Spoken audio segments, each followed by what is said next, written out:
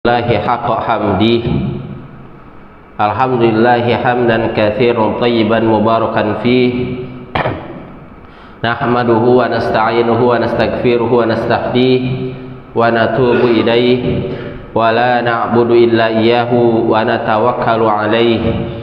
Allahumma salli wa sallim wa barik ala habibina wa syafi'ina wa maulana Muhammadin wa ala alihi wa ashabihi wa dzurriyyatihi wa man tabi'ahum bi ihsanin ila yaumina hadza wa ba'dih. Tsumma uhayyikum bi tahiyatil islamiyah, tahiyatil mubarakah, tahiyati min indillahi, tahiyati ahlil jannah. Assalamu alaikum warahmatullahi wabarakatuh. Alhamdulillah, pada kesempatan di awal pagi di bulan yang insyaallah mudah-mudahan Allah berkahi, kita diberikan kesempatan bisa melaksanakan ibadah sholat subuh berjamaah dan juga diteruskan sama-sama belajar thalabul ilmi di majelis yang mudah-mudahan Allah anugerahkan keberkahan dan kebaikan untuk kita semua, dalam rangka kita mensyukuri nikmat yang Allah berikan kepada kita, yaitu nikmat kesehatan, nikmat iman, nikmat Islam, serta nikmat yang tentunya kalau kita hitung tidak akan pernah terhitung. Maka Rasulullah menyampaikan kepada kita, man asbaha minkum, barang siapa di antara kalian di awal pagi kalian, mu'afan fi jasadihi, yaitu fisiknya tidak kurang satu apapun, aminan fi syirbihi, keluarganya baik istrinya, anak-anak cucunya, serta juga kedua orang tuanya dan kaum kerabatnya semua sehat walafiat, min indihi kutu yaumihi, serta dia ada hidangan untuk hari itu saja, faka'annama hijat lahud dunya bihadza fiha, maka seolah-olah dia telah memiliki dunia dan seisinya. Maka mudah-mudahan bentuk syukur ini senantiasa kita panjatkan di setiap detik kita kepada Allah Subhanahu wa ta'ala. Tak lupa salawat dan salam mudah-mudahan senantiasa tercurah limpahkan kepada kedua kita, tauladan kita, yaitu baginda Nabi Muhammad sallallahu alaihi wasallam, kepada para keluarganya, para sahabatnya, para tabi'in, dan mudah-mudahan sampai kepada kita selaku umatnya yang hingga detik ini insyaallah istiqomah menjalankan risalahnya. Para jamaah ikhwatu iman rahimakumullah, Allah Subhanahu wa ta'ala berfirman di dalam surat Al-Hujurat, surat ke-49 ayat 13. A'udzu billahi minasyaitonir rajim. Ya ayyuhan nasu inna khalaqnakum min dzakarin wa untha wa ja'alnakum syu'uban wa qaba'ila lita'arafu inna akramakum 'indallahi atqakum innallaha alimun khabir. Allah berfirman, hai manusia, bentuknya umum artinya manusia. Inna khalaqnakum, sesungguhnya kami telah menciptakan kalian, min dzakarin, daripada laki-laki, wa untha, dan juga perempuan, wa ja'alnakum syu'uban, dan kami juga menjadikan kalian berbangsa-bangsa, wa qabaila, dan bersuku-suku, lita'arafu, agar kalian saling berinteraksi satu sama lain. Inna akramakum, sesungguhnya orang-orang yang paling mulia indallahi, di sisi Allah, atqakum, adalah orang yang paling bertakwa di antara kalian. Innallaha alimun khabir, sesungguhnya Allah maha mengetahui, khabir, dan juga Allah maha teliti. Para jamaah ikhwatu iman rahimakumullah, ayat atau surat Al-Hujurat ayat 13 ini menjadi dalil dasar dari bagaimana kita selaku umat manusia, Allah perintahkan kepada kita untuk saling mengenal satu sama lain. Kenapa ini penting untuk kita? Khususnya kita ada di negara Kesatuan Republik Indonesia. Indonesia ini terdiri daripada pulau-pulau, negara kepulauan yang tentunya terdiri daripada yaitu suku-suku yang berbeda satu sama lain. Bahkan di Bekasi ini suku banyak, Pak. Ada suku Sunda, ya, karena kita masuk Jawa Barat. Ya, ada juga suku Batak, ada juga suku lain sebagainya, yang itu semua Allah perintahkan kepada kita agar supaya lita'arafu, untuk satu sama lain saling mengenal. Para jamaah ikhwatu iman rahimakumullah, dalam ilmu sosiologi kita bisa melihat bahwa manusia ini dikategorikan sebagai makhluk sosial. Artinya makhluk sosial bahwa setiap individu manusia itu satu sama lain membutuhkan yang lainnya. Salah satu hal contoh terkecil buat kita, agar supaya mata kita bisa melihat, itu butuh ruangan yang terang. Karena kalau gelap tentunya kita tidak bisa melihat.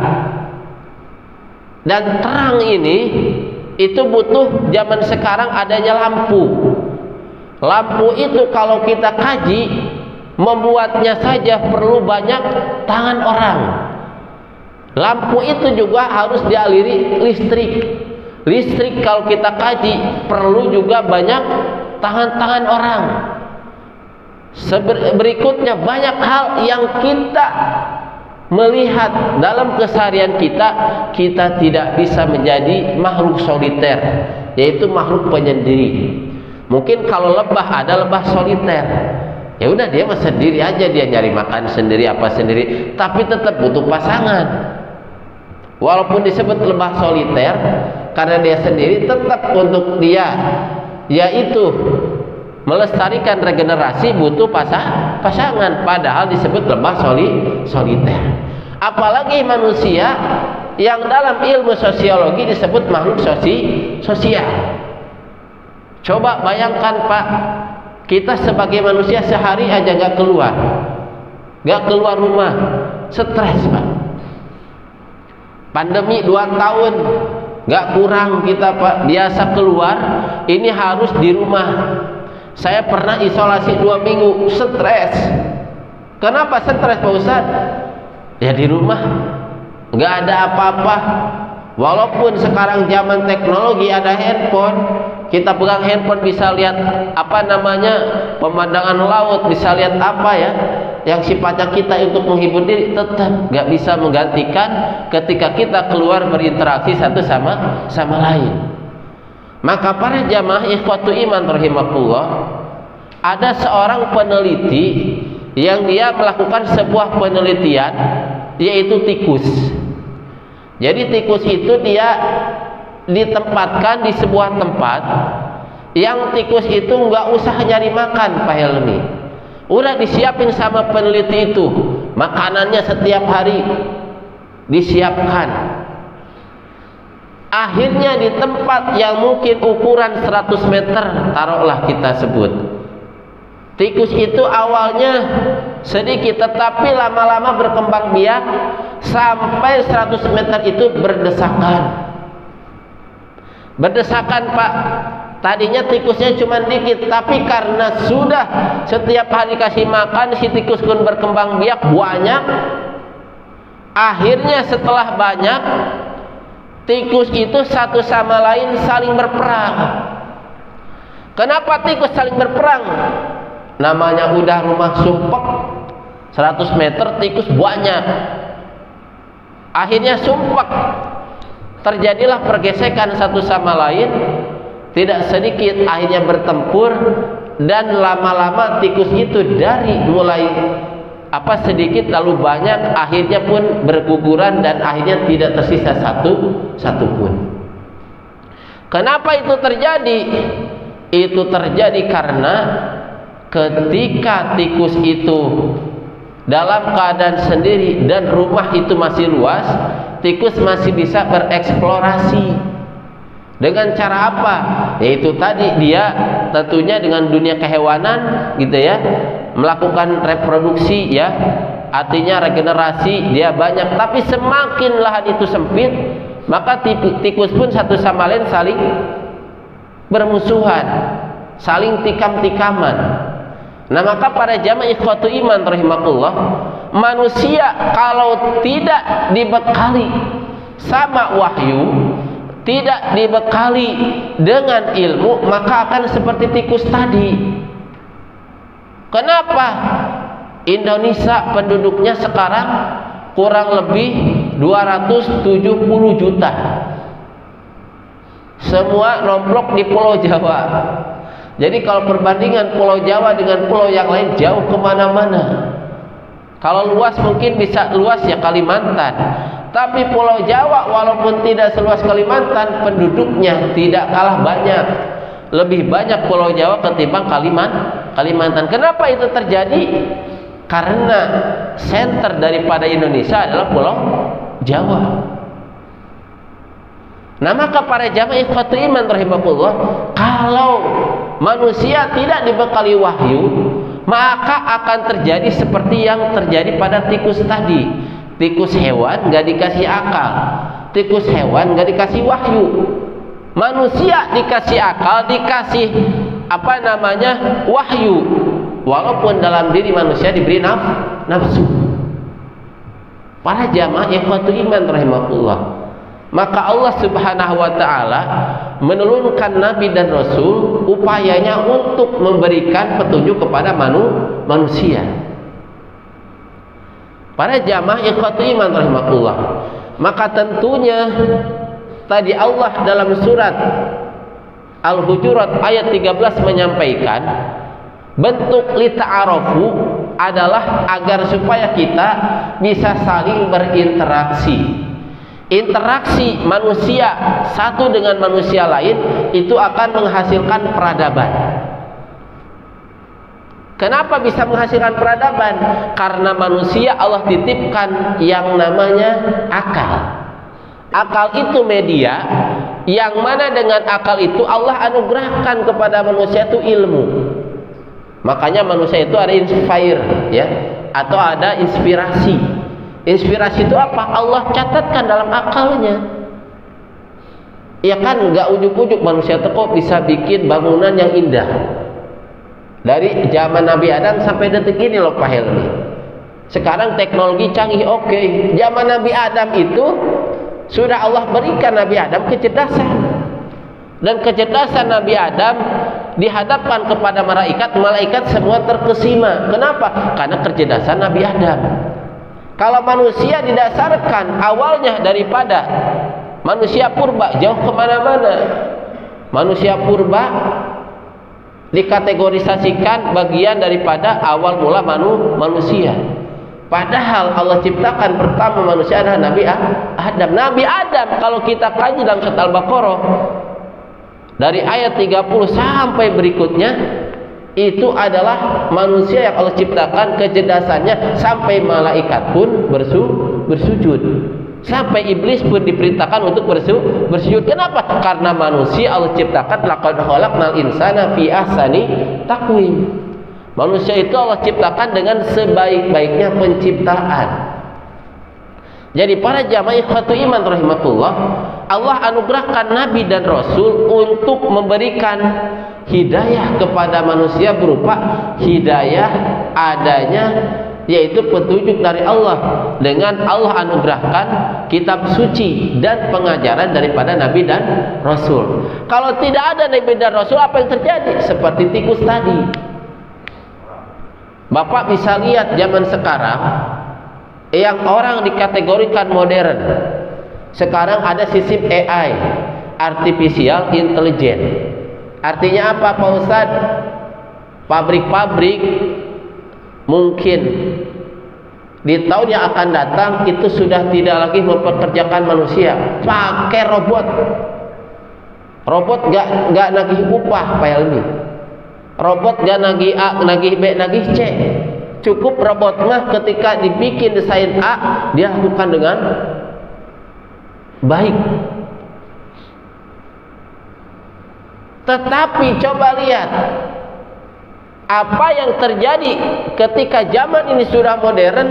Lihat karakter manusia ketika mereka yaitu dikatakan canggih, tetapi dalam aspek moral jauh daripada kata canggih.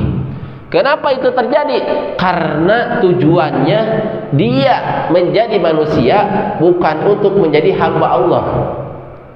Dia menjadi manusia itu di dunia ini. Orang-orang yang tidak mendapatkan hidayah Allah itu bertujuan agar supaya mereka hidup di dunia ini dikategorikan kata mereka hidup berkelimpahan. Apa yang dimaksud kata mereka hidup berkelimpahan? Hidup yang dipenuhi dengan banyak harta tapi miskin daripada akhlak. Hidup yang dikategorikan mereka itu kekuasaannya sangat tinggi tetapi minim iman. Yang disebut keberimpahan bagi mereka, mereka dapat menguasai manusia tetapi mereka tidak mau tunduk kepada perintah Allah. Lihat, Pak, di zaman Nabi Lut penyimpangan manusia yang paling keji adalah penyimpangan sesama jenis. Laki-laki suka kepada laki-laki, perempuan suka kepada perempuan, dan mereka kawin. Sekarang lebih parah. Ada laki-laki rubah alat kelamin jadi perempuan. Ada perempuan rubah alat kelamin jadi laki-laki. Ada juga kelaminnya ganda.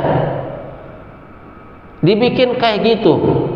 Ada juga tanpa kelamin, Pak.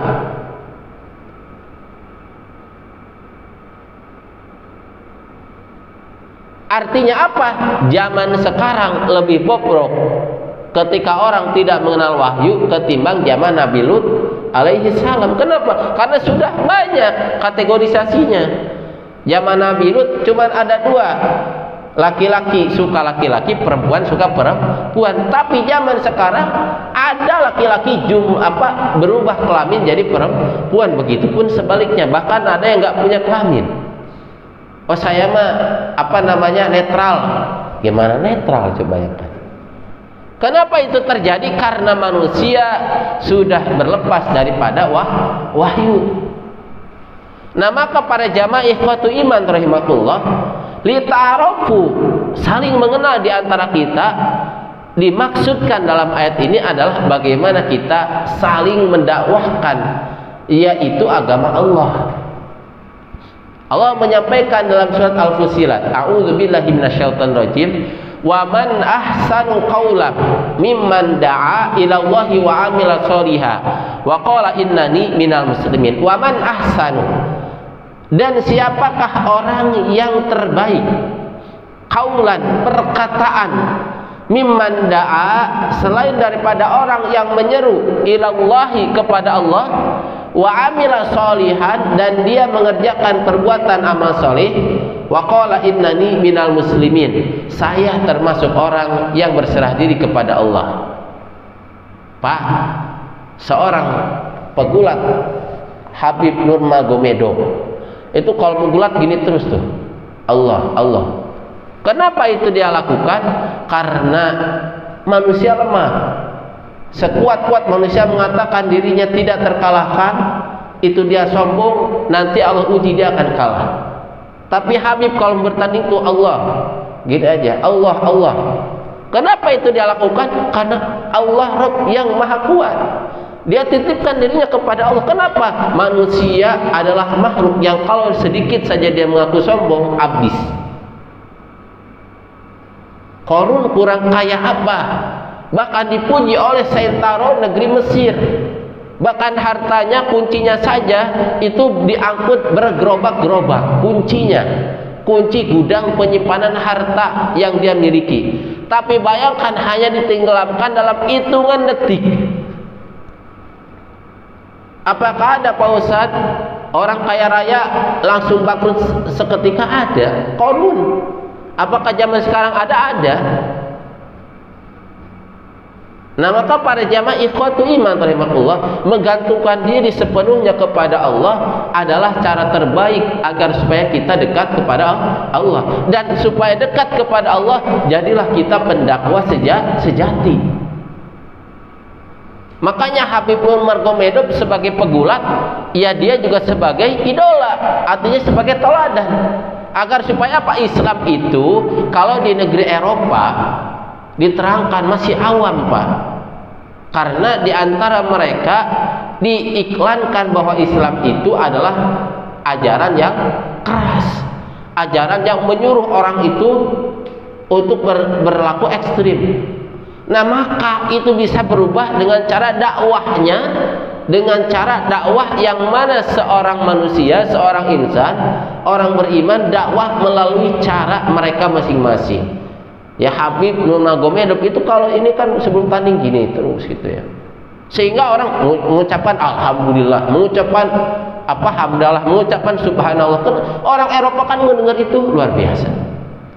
Dakwahnya seorang pesepak bola gitu ya, Muhammad Salah gitu ya, itu bagaimana akhirnya orang-orang Eropa pun mengerti, oh Islam tuh kayak gini. Kenapa? Karena Islam dicitrakan oleh Eropa sangat buruk. Tetapi ketika melihat muslimnya dan menampilkan akhlak sejati, maka mereka pun akhirnya terkesima dengan Islam.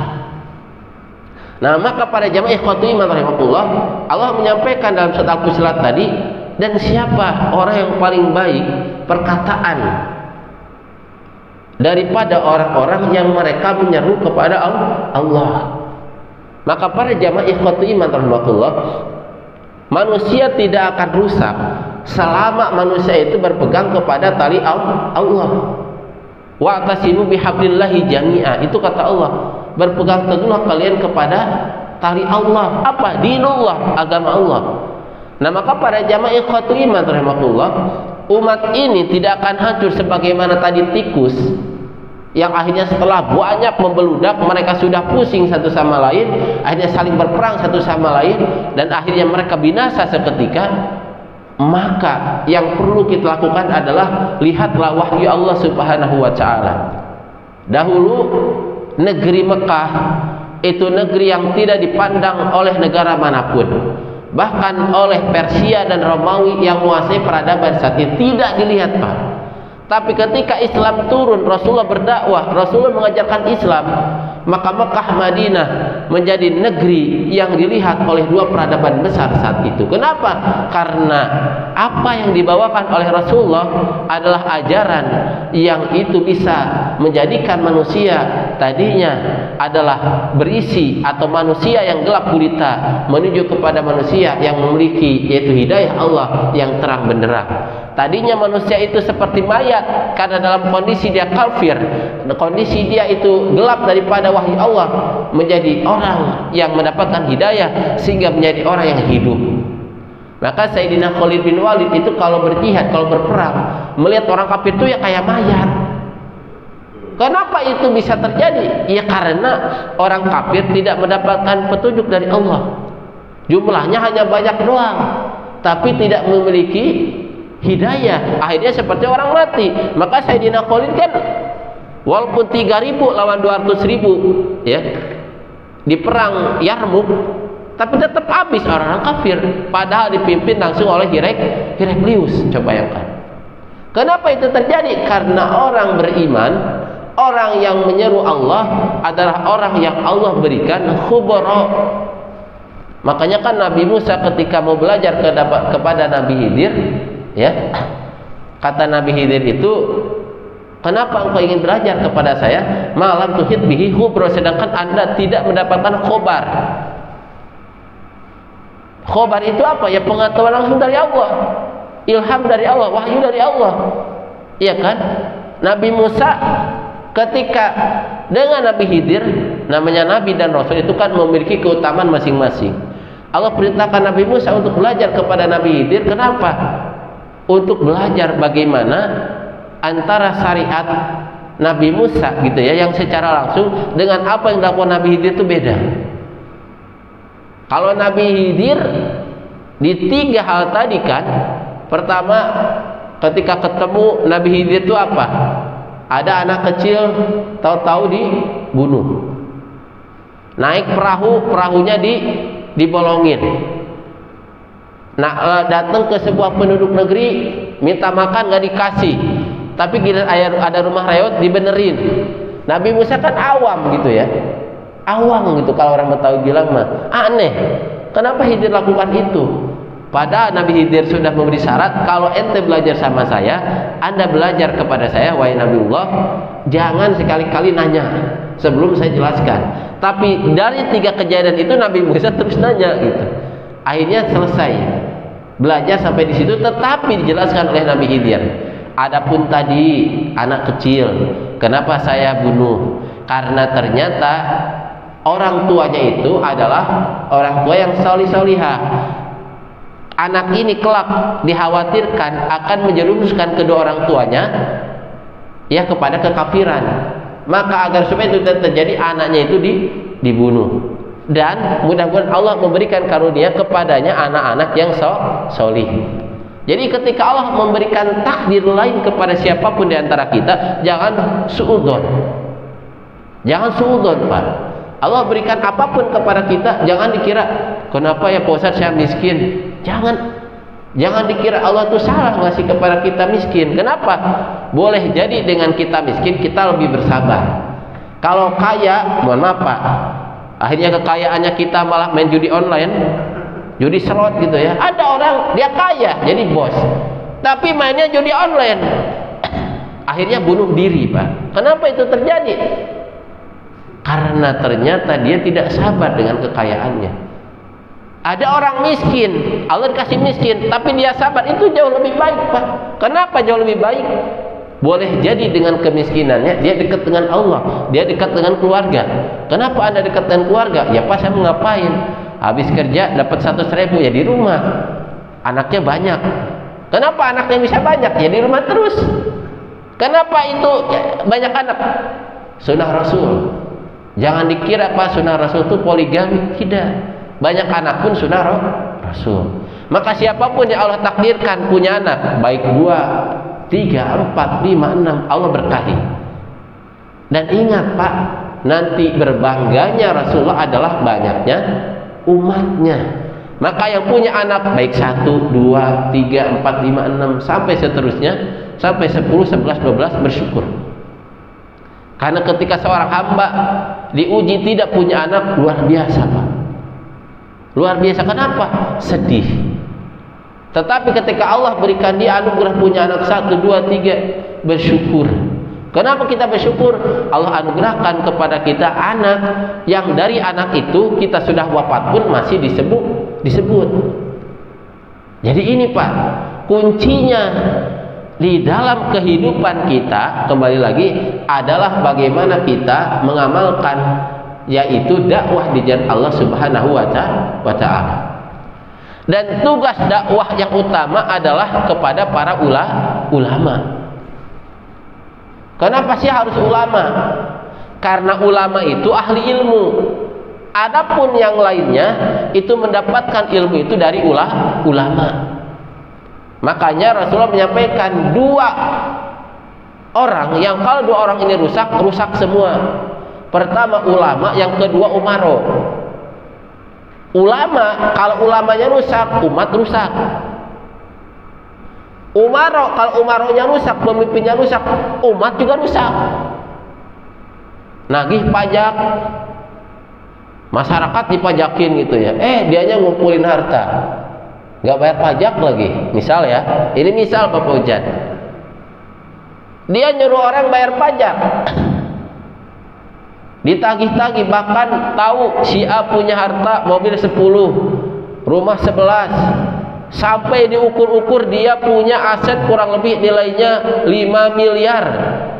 Dia punya aset 500 miliar, kagak bayar pajak.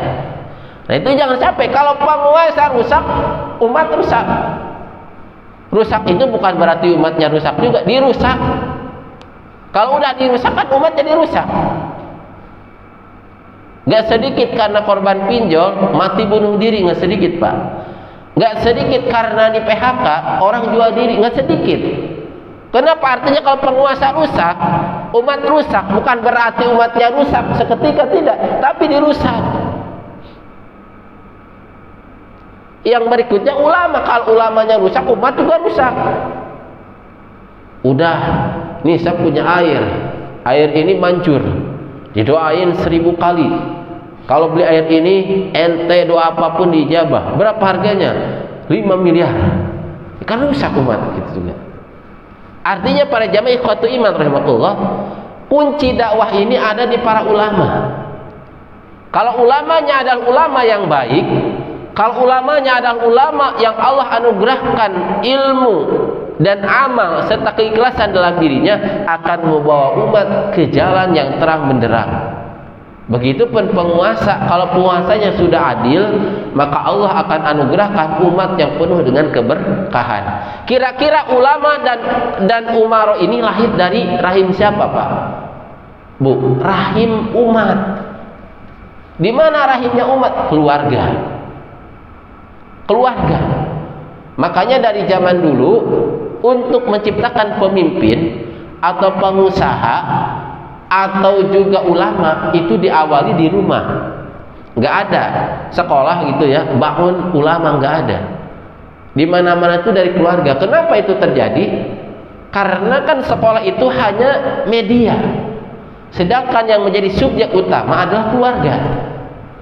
Maka siapapun di antara umat ini dari zaman dulu sampai detik ini, untuk membangun seorang ulama yang rabbani, untuk membangun seorang pengusaha yang soleh, untuk membangun seorang penguasa yang soleh, itu dimulai dari keluarga.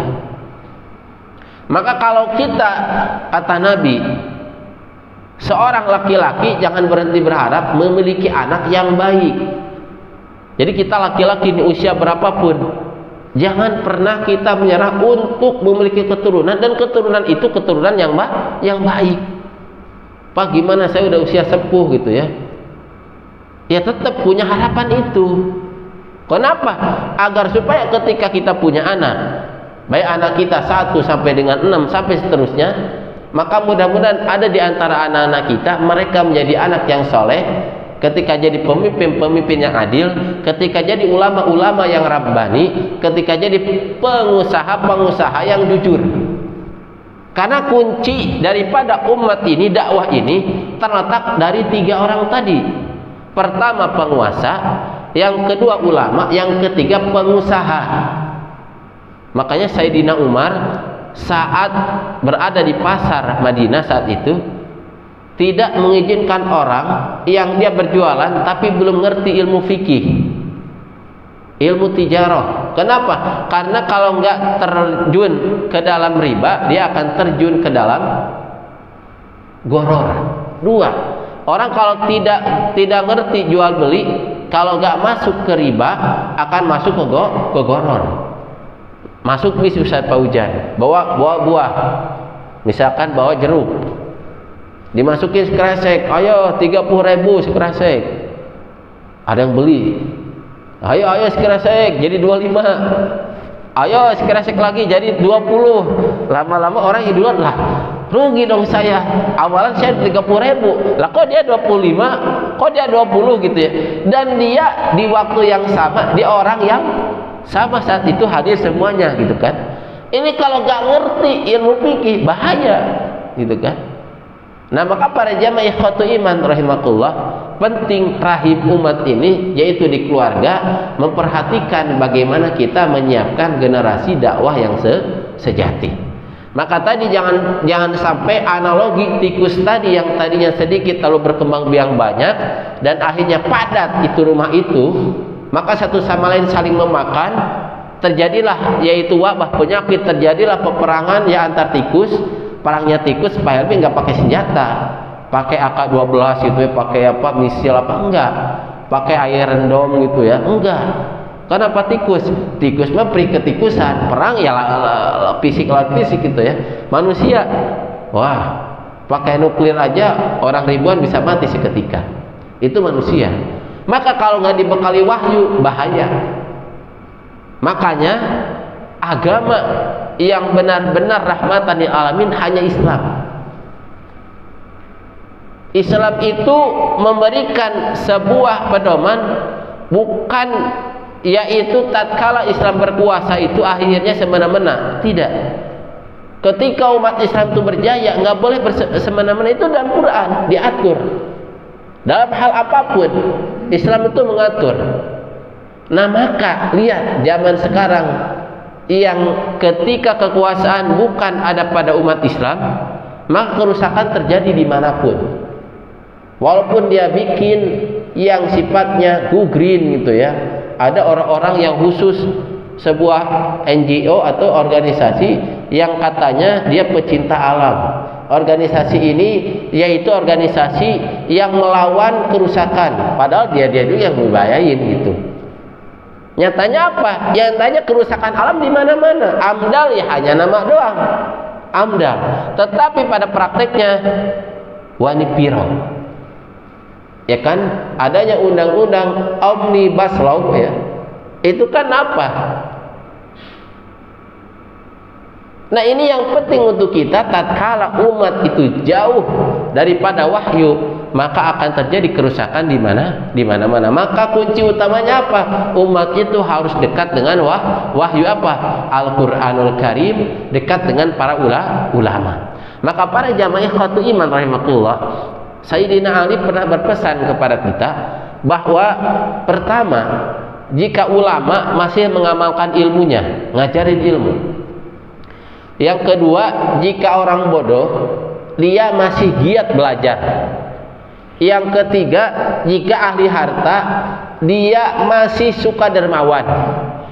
Yang keempat, jika orang miskin tidak menukarkan akhiratnya dengan dunianya, maka dunia aman. Tapi pertama, kalau ulama sudah tidak mau mengamalkan ilmunya, kalau orang bodoh sudah sok-sokan tidak mau belajar, kalau yaitu orang kaya sudah pelit bin koret, kalau orang miskin sudah menjual dunia, sudah menjual akhiratnya untuk sekeping dunia, maka umat itu akan hancur seketika. Maka pentingnya untuk kita sekarang menjaga generasi kita untuk waras dalam berpikir. Karena sekarang mohon maaf, mending kurban atau mending nonton apa Coldplay gitu ya. Saya nggak tahu tuh grup musik Coldplay itu. Harganya Pak Helmi 1,5 sampai 11 juta. Kira-kira kalau ada tablik akbar Ustadz Adi Hidayat dengan nonton Coldplay di GBK akan banyak mana? Akan banyak Coldplay. Kenapa banyak Coldplay? Padahal bayar 1,5 sampai 11 juta. Ada dulu waktu Blackpink, anak usia SMP sampai buka donasi di kitabisa.com, sebuah platform pencari dana untuk nonton Blackpink 1,5 juta. Lah kurban Pak Ustadz berapa? Ya kurban mah variasi. Ya, kurban variasi, nggak nyampe 11 juta kecuali yang sapinya 1 ton, nyampe mungkin. Tapi kalau namanya masih ukuran-ukuran biasa, ukuran-ukuran bagus bisa. Nah kalau nonton Coldplay 11 juta, coba bayangkan. Slipknot aja Pak Helmi, Slipknot tahu Pak Helmi ya? Slipknot itu grup rocker. Kok Pak Ustadz tahu? Dulu waktu pesantren ada temen itu kalau di kelas Pak Helmi lagunya tuh Linkin Park, Slipknot, Blink 182. Jadi saya tuh tahu ini orang lagu apa gitu ya. Dan itu bahasa Inggris saya nggak ngerti namanya. Tapi bahasa Inggris saya nggak bisa bicara bahasa Inggris.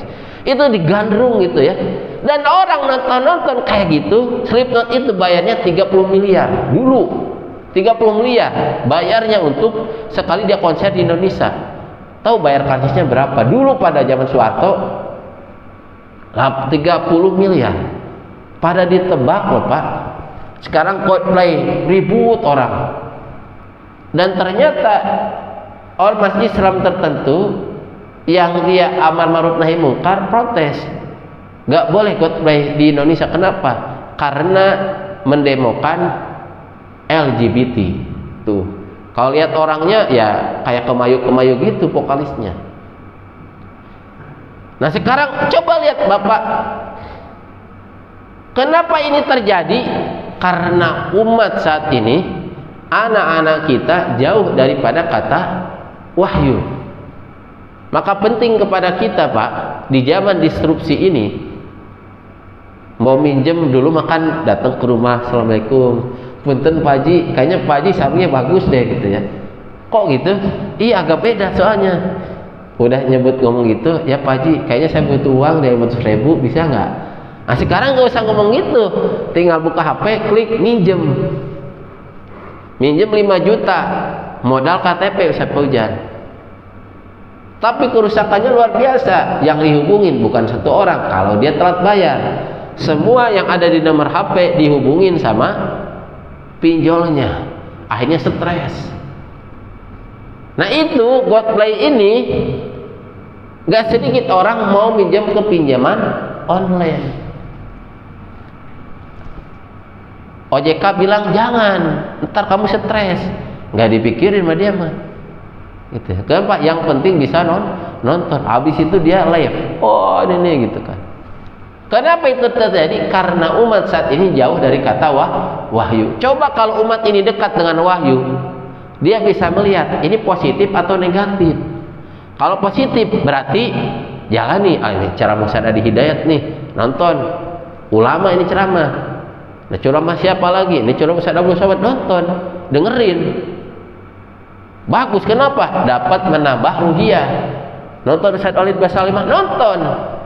Kenapa nontonnya itu bukan sekedar nonton, denger ilmu. Sekarang nonton Coldplay, dengerinnya juga pusing, bahasa Inggris lagi. Coba bayangan Pak, bayangin Bu, ini terjadi di umat kita saat ini. Nyatanya kemarin Blackpink itu sampai sold out, orang itu mau beli tiket udah habis. Artinya kan apa? Penuh tuh GBK. Nah maka para jamaah ikhwatu iman rahimakumullah, pentingnya kita kembali kepada wahyu, kepada Al-Quran, kepada hadis. Kenapa? Karena dengan kembali kepada Al-Quran, artinya apa sih Pak Ustadz kembali kepada Quran? Ente belajar Quran, ente belajar hadis itu. Kan di Quran dan hadis itu kadang ulama menyikapinya berbeda, ya kita terima. Imam Syafi'i, Imam Ahmad bin Hambal, Imam Malik, Imam Abu Hanifah, guru sama murid beda. Syekh bin Baz, Syekh Utsaimin, itu ada bedanya. Ya kita ngaji. Kalau udah ngaji apa? Berarti kita dapat ilmu. Walaupun beda pandangan, kita punya ilmu. Yang nggak punya ilmu berantemnya doang. Nah sekarang kalau orang udah punya ilmu berbeda, masih bisa ada toleransi Pak. Kalau nggak punya ilmu berbeda, berantem. Lihat di terminal, beda dikit berantem. Tapi coba lihat di kampus, nggak bakalan. Kalau mikir Pak, di kampus juga. Ketika di sebuah institusi ilmu nggak mungkin berantem. Kenapa? Hanya berantemnya itu dalam aspek berbeda gagasan. Tapi kalau nggak punya ilmu berantem fisik. Nah maka para jamaah ikhwatu iman rahimakumullah, ini penting untuk kita mencerdaskan umat kembali dengan dakwah. Dan dakwah terbaik yang kita lakukan adalah dakwah di keluarga. Maka kalau Pak Helmi lihat di Quran ada satu surat yang itu ngomongin keluarga aja. Surat apa Ustaz Fauzan? Surat Yusuf. Kita kan nggak pernah dengar Nabi Yakub dakwahnya tuh kayak apa di luar. Kalau Nabi lain kan kita dengar ya, Nabi Soleh dakwah ke umatnya, Nabi Hud dakwah ke umatnya, ya Nabi Idris, Nabi semuanya kita dengarkan. Tapi coba Nabi Ayub itu gak dikabarkan bagaimana dakwah kepada umat, tapi diceritakannya dakwah di antara keluarga beliau. Ini kan satu hal yang penting untuk kita simak. Ada orang yang mana orang tersebut concern di keluarga, karena itu penting. Kenapa? Di keluarga tersebut ada konflik. Nabi Yakub itu kan konflik loh. Istrinya 3, anaknya ada 12. Istrinya 3 Ustaz Fauzan. Kalau Nabi Yusuf kan dengan Bunyamin kan adik kakaknya. Sedangkan yang lain itu kan beda ibu. Makanya kalau mau poligami harus siap Pak. Siap apa? Siap semua itu. Masa ditawar sama istri emang mau poligami? Mikir dulu. Dulu sering ngomong-ngomong, sekarang enggak. Kenapa? Tanggung jawabnya. Kisah Nabi Yakub itu luar biasa Pak. Nabi Yusuf bercerita kan di awal kisahnya, bermimpi. Kata Nabi Yakub, nak jangan ceritain ya mimpi ini kepada saudaramu, karena ntar kau akan celaka. Kenapa? Namanya antar saudara kadang ada iri satu sama lain. Nah maka bayangkan Bapak Ibu ikhwati iman rahimakumullah, Nabi Yakub itu sampai benar-benar menjaga keluarganya, walaupun berkonflik tapi menjaga. Itu Nabi Yusuf saat dimasukkan ke sumur, lalu bajunya dibawakan, dirobek-robek dikit, dikasih darah. Itu sebenarnya Nabi Yakub juga tahu bukan darah manusia, itu darah hewan. Tapi Nabi Yakub tuh gak bicara, tahu Pak, Nabi loh. Nabi itu gak ada yang dibodohin. Kenapa? Nabi itu cerdas, Allah langsung memberikan wahyu. Tapi Nabi Yakub menjaga. Ini ujian dari Allah, tapi Nabi Yakub menjaga. Makanya kan di akhir saat Bunyamin itu nggak ada, tetap kan Nabi Yakub tuh bilang, mengisahkan tentang Nabi Yusuf. Nabi Yakub tuh meyakini Nabi Yusuf belum mati, walaupun anak-anaknya bilang dimakan serigala. Coba bayangin Pak, ini kan satu hal yang satu keluarga, walaupun saat itu keluarga tersebut Allah kisahkan bagaimana menggambarkan kepada kita, ada di antara kita wahai para ayah untuk concern di keluarga. Kenapa? Karena untuk supaya keluarga itu menjadi keluarga yang dirahmati Allah.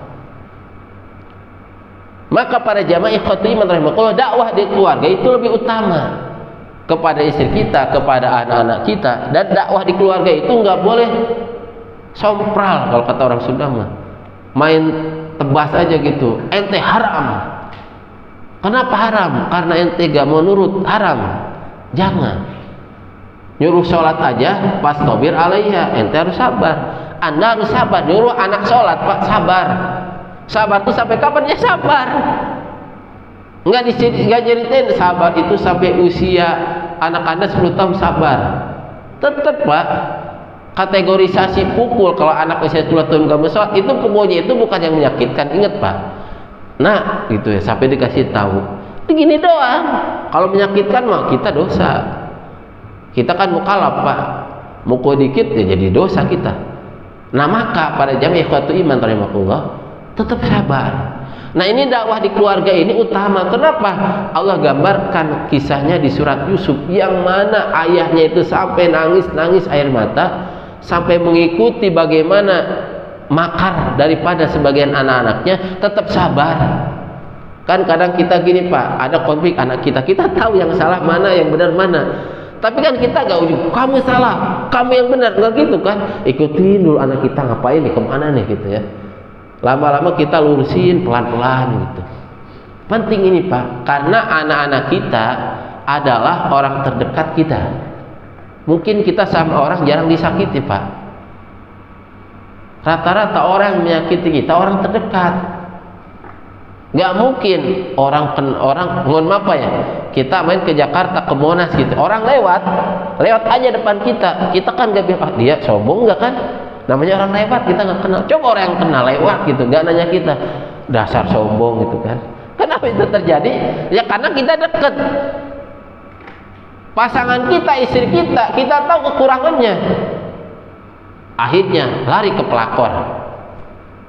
Tidak sedikit kan orang akhirnya cerai dari istrinya karena melihat kekurangan istri yang banyak. Tapi ketika dia dengan misalkan wanita lain, dia kesemsem, ngelihatnya itu suka aja. Tapi kalau udah nikah sama juga. Ada, mohon maaf, kisah dia pisah sama istrinya, ketika nikah lagi dengan wanita pujaan yang dulu, wanita ini pun dia cerai daripada suaminya. Ketika menikah, dia juga curhat. Kenapa? Ternyata enakan isi saya yang dulu, gobrak. Kenapa? Ya karena kalau udah deket, udah kenal, kita udah satu sama lain, ya pasti yang muncul itu kekurangan. Tapi kalau yang nggak kita kenal, mohon maaf, ya baik gitu kan, ngelihat orang lain tuh cakep gitu ya. Nah kalau udah serumah nggak tahu bagaimana tatkala dia kentut gitu kan. Wah. Nah jadi pada jamaah ikhwatu iman rahimakumullah, dakwah yang terbaik adalah dakwah kita di keluarga. Karena kalau kita udah sabar dengan anak kita, sabar dengan istri kita, kalau istri kita ngomel kita sabar, pahalanya gede Pak. bapak ngasih oleh-oleh ke istri 5 miliar, dengan bapak sabar diomelin istri, itu pahalanya lebih banyak diomelin istri bapak sabar. Karena 5 miliar kan udah selesai, istri belanja selesai udah. Tapi kalau bapak sabar, istri marah, dia apa-apain marah, bapak anteng aja, itu kan luar biasa. Laki-laki itu kalau harga dirinya diturunin, itu kan biasanya emosi. Tapi kalau dia sabar, sama istri dibilangin kayak apa dia sabar, maka pahalanya jauh lebih besar ketimbang bapak ngasih istri 5 miliar. Karena itu mah udah jelas, kasih 5 miliar udah selesai. Bapak nyuruh istri mau bikinin kopi, mau. Habis selesai ngopi bikin lagi, mau. Kenapa? Bapak udah ngasih. Tapi kalau istri marah, harga diri bapak kayaknya turun, itu kan ini banget, Pak. Bahkan gak sedikit suami bunuh istri gara-gara itu. Kenapa Anda membunuh istri? Istri saya berisik, nyuruh saya kerja, udah tuh saya baru pulang kerja suruh kerja gitu kan. Gak sedikit loh Pak. Kenapa? Karena suami melihat harga dirinya. Akhirnya istri itu ngomel mulu. Emang tabiatnya perempuan itu harus banyak ngomel. Kalau perempuan gak ngomel ngeri loh Pak. Jadi ketika dia ngomel dengerin aja. Ada gak sunahnya? Sayyidina Umar, ada sahabat datang ke Sayyidina Umar. Sayyidina Umar kan pemimpin besar, dihormati, gak ada orang yang berani kepada Sayyidina Umar. Ketika mau masuk ke rumahnya, Sayyidina Umar lagi diomelin. Dia membahas Sayyidina Umar kan. Lah si orang ini lah pemimpin yang disegani oleh seluruh umat Islam, sampai orang kafir juga segan. Dia marah sama istrinya, diam. Tadinya memprotes, ya Sayyidina Umar, istri saya ngomelin saya, kan harga diri saya tercoreng gitu kan. Coba, tapi Sayyidina Umar bilang, wahai sahabatku, ketika istri mengomel, ingat, yang mencuci pakaian saya istri saya, yang merawat anak-anak saya istri saya, yang ngasih makan saya istri saya. Ingat toh Pak. Jadi memang konsep wanita itu adalah orang yang cocok menemani laki-laki. Kenapa? Cocok Pak. Itu tuh udah ayat Allah. Jadi jangan dipertentangkan sama kita. LGBT itu keluar daripada ayat Allah. Kenapa? Karena dia nggak logik. Laki-laki dengan laki-laki berantem. Ada gak Pak di mana-mana laki-laki ketemu laki-laki, kalau beda itu berantem, pasti berantem. Tapi kalau sama perempuan jarang kok Pak.